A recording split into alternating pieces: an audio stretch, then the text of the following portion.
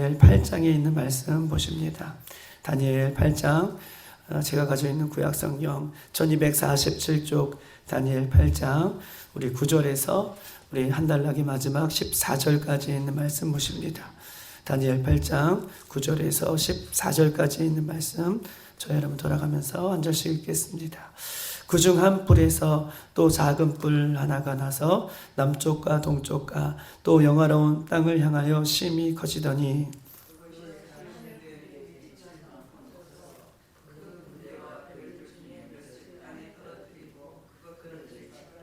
또 스스로 높아져서 군대의 주제를 대적하며 그에게 매일 드리는 제사를 없애버렸고 그의 성소를 헐었으며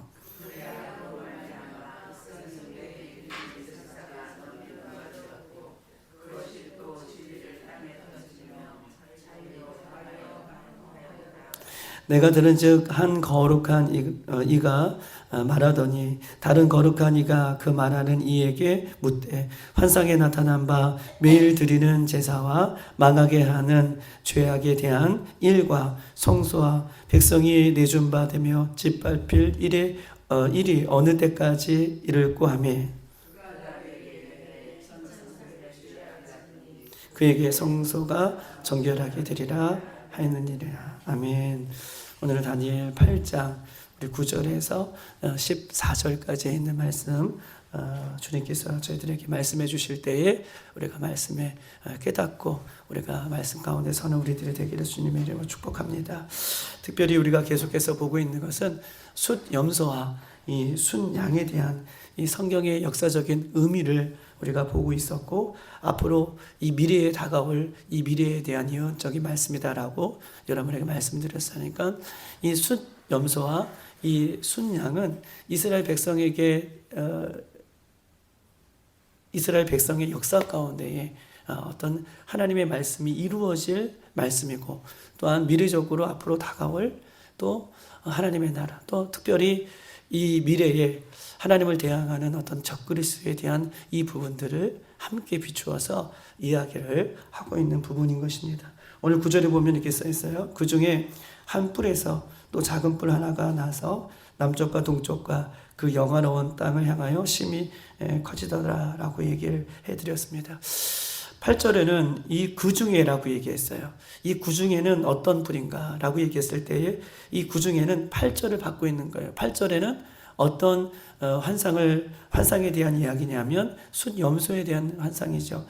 8절에 보면 숫염소가 스스로 심히 강대하여 가더니 강성할 때에 그 큰 뿔이 꺾이고 그 대신 그 현주한 뿔 넷이 하늘 사방에서 향하였더라 라고 얘기하고 있습니다.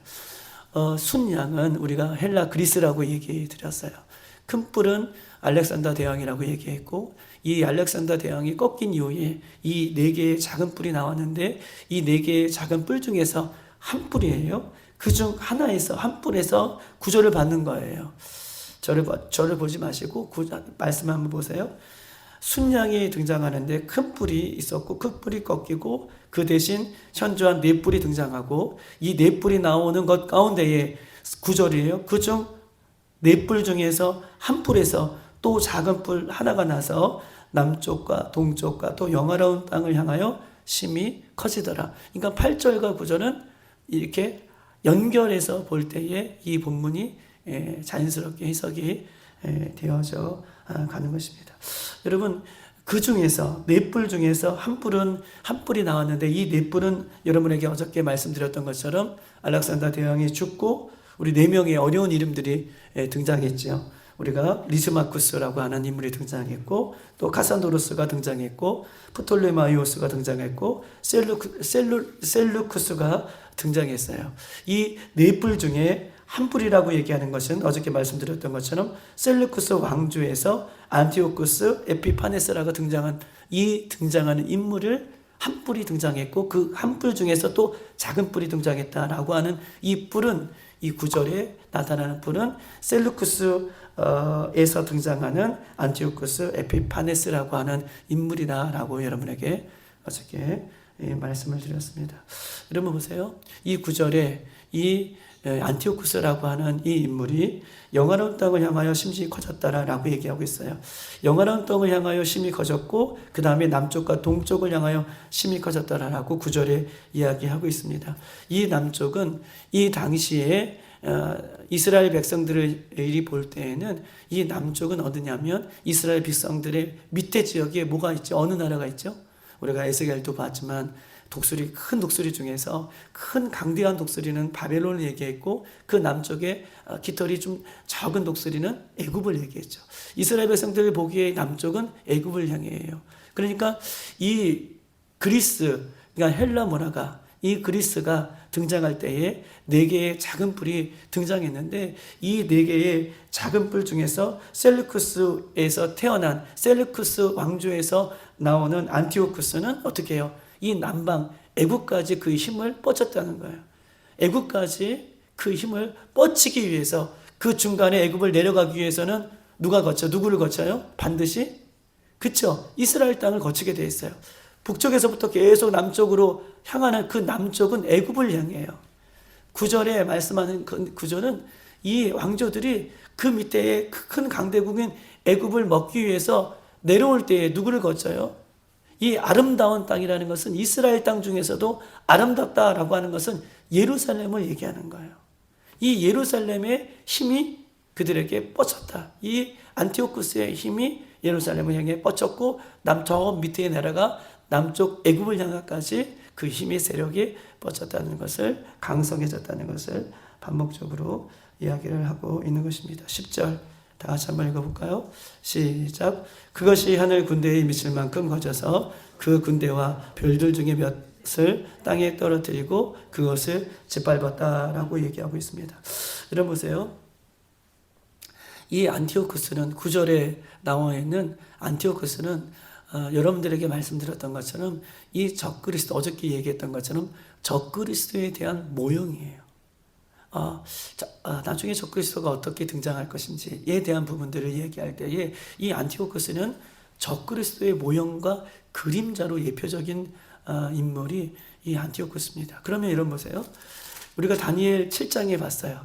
7장에서 바다에서 4마리의 짐승 같은 것이 등장하는데 이 7장에 나오는 이 4마리의 짐승 중에 10뿔을 달리고 10뿔을 갖고 있고 그 뿔 중에서 또 작은 뿔이 나오는데 그 10뿔 중에 나오는 이 작은 뿔에는 사람의 눈이 있고 또 새를 가지고 있는 이빨이 있어요.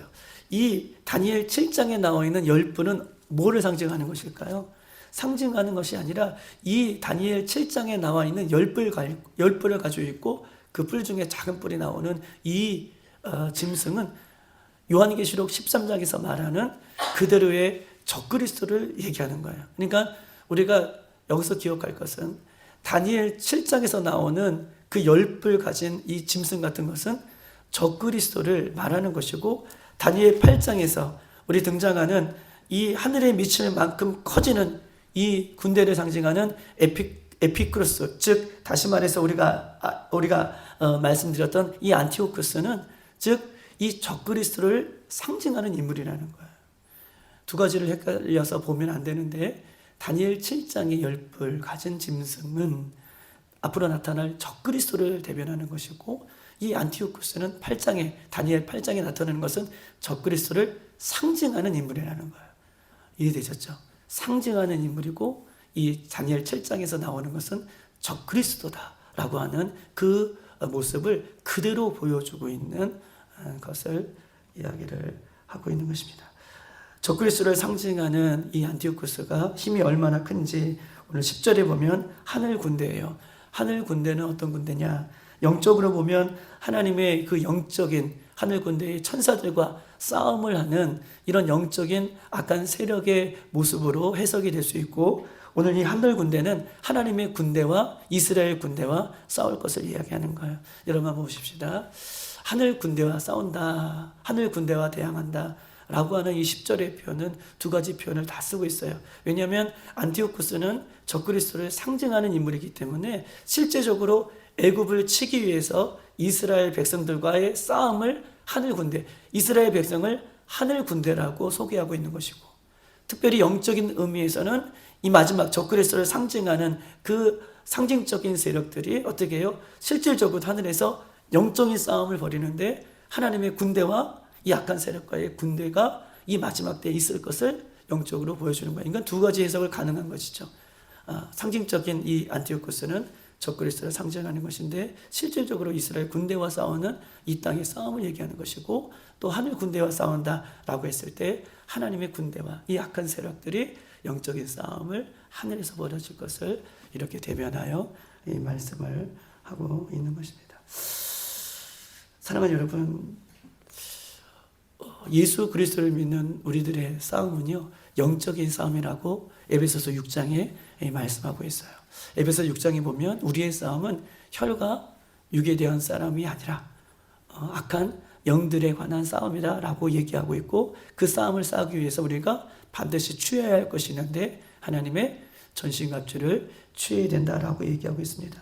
여러분, 예수 그리스도를 믿는 우리들이 영적인 싸움을 싸운다라고 하는 것은 영적인 싸움이라는 것은 그 싸움은 누구에게 속했다는 거예요? 하나님께 속했다는 것을 얘기해요. 우리의 싸움은 혈과 육에 대한 싸움이 아니에요. 남편을 상대로 싸우는 싸움이 아니고 또 아내를 향하여 싸우는 사람이 아니고 성도들을 향하여 싸우는 싸움이 아니라 눈에 보이는 사람을 상대하는 싸움이 아니라 그 뒤에 역사하는 영들에 관한 싸움이다 라고 성경은 우리에게 이야기하고 있어요. 그러면서 성경은 우리에게 뭐라고 하냐면 이 전쟁은 누구에게 속한 거예요? 항상 하나님께 속해 있어요. 우리가 영적인 싸움도 육적인 싸움도 우리가 싸워서 우리가 이길 수밖에 없는 것은 모든 전쟁은 하나님께 속해 있다는 거예요. 이 전쟁을 하나님께 속해 있는데 그러면 하나님의 백성들이 예수 그리스도를 믿는 우리들이 이 구약에서도 이스라엘 백성들이 이 적들과 또 다른 이웃들과 또 다른 이방 믿는 나라들과 이방신을 믿는 나라들과 싸움을 벌일 때의 특징이 있어요. 이스라엘 백성들이 하나님을 의지하고요. 하나님의 이름을 부르며 나아갈 때는 그 싸움에서 승리하지만 이스라엘 백성들이 어떠한 싸움이든 이 모든 싸움이 하나님께 속해 있는데 우리가 싸움을 할 때에 그 싸움의 군대 장관이신 우리 예수님 하나님을 바라보지 못할 때에는 그 싸움에서 언제든지 우리도 줄 수 있다는 거예요. 전쟁은 하나님께 속해 있고 모든 싸움은 하나님 안에 있지만 우리가 그 싸움에서 이기냐 지느냐는요 그 싸움 중에 군대의 장관 되신 우리 예수님 그 예수님을 온전히 바라보는 싸움이 되어서 우리가 어떤 싸움이든 이것이 영적인 싸움이든 어떤 싸움이든 우리가 예수님의 그 승리가 우리의 승리가 되기를 주님의 이름으로 축복합니다. 11절 다 같이 한번 읽어보겠습니다. 11절 시작.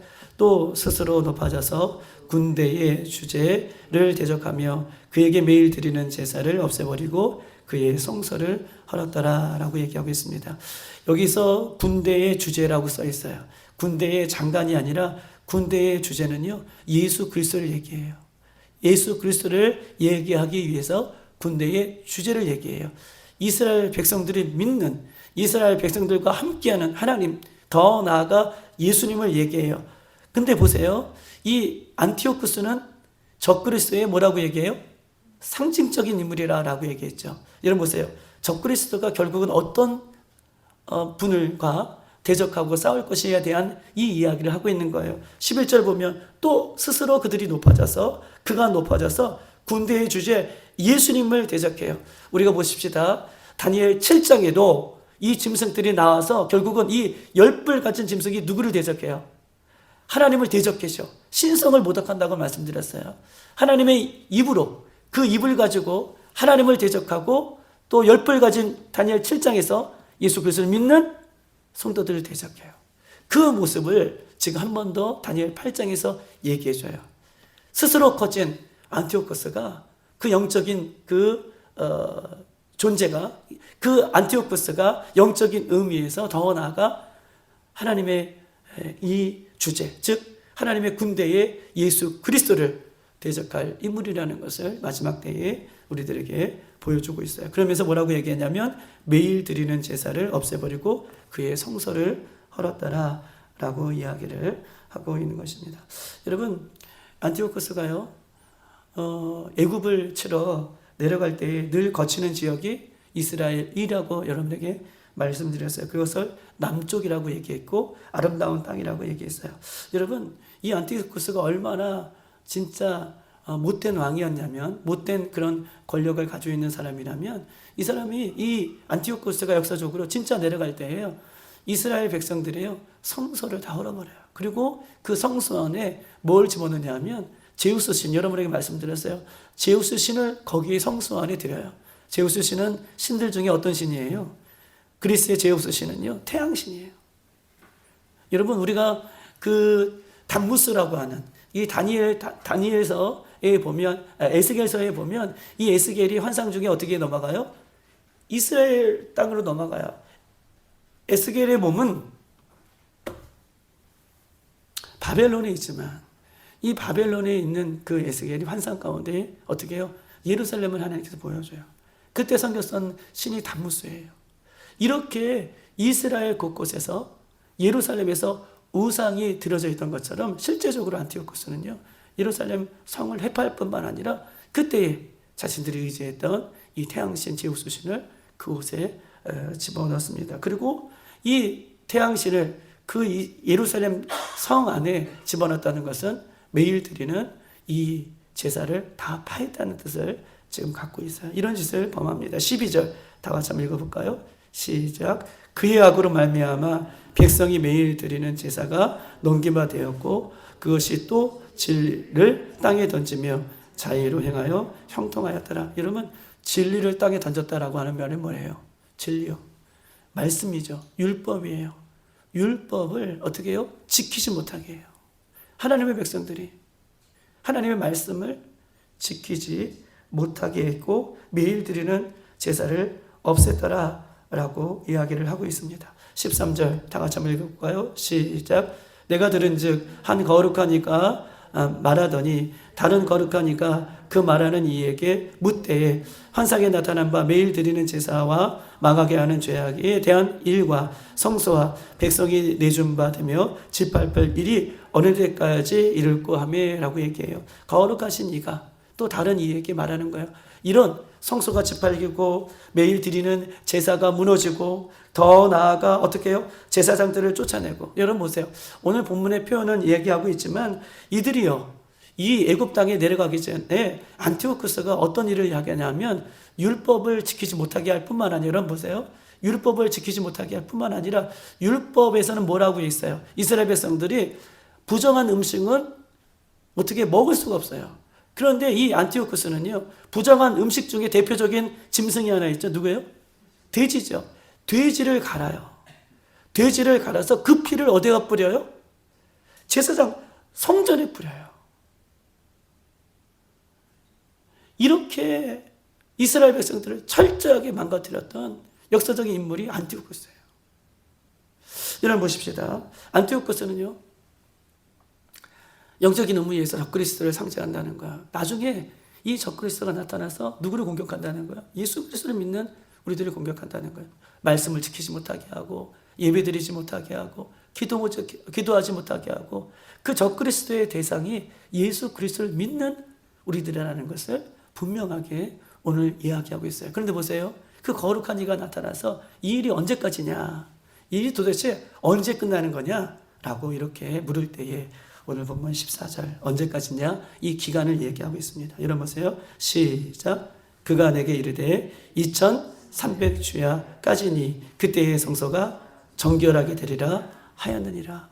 어떤 기간을 얘기해요? 오늘 본문에 보니까 14절에 2300주야다. 해가 뜨고 해가 지고 이렇게 이게 2300번이 돼야 될 때라는 거예요. 해가 뜨고 해가 지고 해가 지고가 몇 번이에요? 2300번. 2300번을 반으로 나누면 1150일이에요. 1150일 동안. 2300번은요, 주야라고 써 있잖아요. 주야로 2300번. 해가 뜨고 해가 지고 이거 2300번이에요.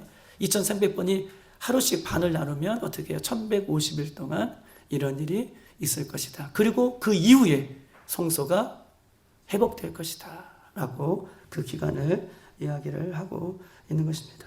여러분 보십시다. 이 다니엘의 이 환상은요, 이 안티쿠스가 등장하기 300년 전에 이 환상을 보여준 거예요. 그리고 실제적으로 안티쿠스가 몇 년 있다가 등장하냐면 300년 뒤에 이 안티쿠스라는 인물이 등장해서 이런 일을 벌여요. 지금 이 다니엘이 환상을 볼 때에는 이런 일이 없었어요. 이런 일이 일어날 것이다 라고 말씀해 주셨고 환상을 보셨고 이 일이 300년 이후에 그대로 되어지는 거예요. 하나님 말씀은 말씀 그대로 이루어졌다는 사실을 여러분 우리에게 이야기를 하고 있는 것이죠. 여러분 보십시다. 마지막 결론이에요. 우리가 요한계시록에 보면 결국은 하나님의 백성들이 마지막 대환란의 시기를 겪게 될 겁니다. 대환란의 시기가 요한계시록에는 몇 년이라고 나와 있죠? 7년이라고 나와 있어요. 그리고 후 3년 반에는 진짜 말할 수 없는 어려움들이 더 강해서 있을 것입니다. 여러분 7년 후 3년 반 이런 기록을 남겨두신 이유는 뭘까요? 오늘 본문에도 14절에도 2300주야로 이렇게 남겨주시는 이유가 뭘까요? 반드시 끝이 있다는 거예요. 7년 대환란도 반드시 끝이 있고 후 3년 반도 반드시 끝이 있고 2300주야도 반드시 끝이 있다는 거예요. 여러분 끝이 있기 때문에 어떠라는 거예요? 성경은 견디라는 거예요. 인내할 수 있다는 거예요. 우리도 할 수 있다는 것을 보여줘요. 시간을 정해줬고 그 시간 이후에 뭐예요? 성소가 회복되어졌더라. 여러분 우리에게 끝이 있습니다. 주님이 다시 오실 그날이 반드시 있다는 거예요. 어려움이 계속된다는 아는 거예요. 여러분 동굴로 들어가면 동굴에는요 빛이 안 들어와요. 희망이 없지만 우리의 환란은요 터널이에요. 터널 끝에는 뭐예요? 빛이 들어온다는 것이죠. 주님이 우리를 맞이해 주는 그 시기가 있다는 거예요. 그럼 어떤 시기를 보내고 있습니까? 개인적이든 교회적이든 나라적이든 환란적이든 우리의 싸움은 끝이 있다는 거예요. 그런데 이 싸움 중에 우리가 누구를 더 바라봐야 되고 누구를 더 의지해야 되느냐? 우리의 군대 장가 되신 예수님만 온전히 바라볼 때에 우리 그 끝에서 영광스러운 주님을 맞이할 수 있다라는 것을 오늘 본문은 희망적으로 우리에게 이야기하고 있어요. 그리고 그 희망의 날을 맞이하기 위해서 그 예수님 다시 오실 그 날을 맞이하기 위해서 나는 어떻게 매일매일을 살아가야 되느냐 이 질문을 함께 던지고 있는 것입니다. 매일매일 주님과 더 깊은 사귐으로 우리가 그 끝날 우리가 끝이 있는 그 환란의 때를 우리가 바라보며 지금 잘 준비하셨다가 어떠한 환란과 어떠한 시련이 오더라도 넉넉히 이겨나갈 수 있는 우리들이 되기를 주님의 이름으로 축복합니다. 이 시간 다 같이 한번 기도하겠습니다.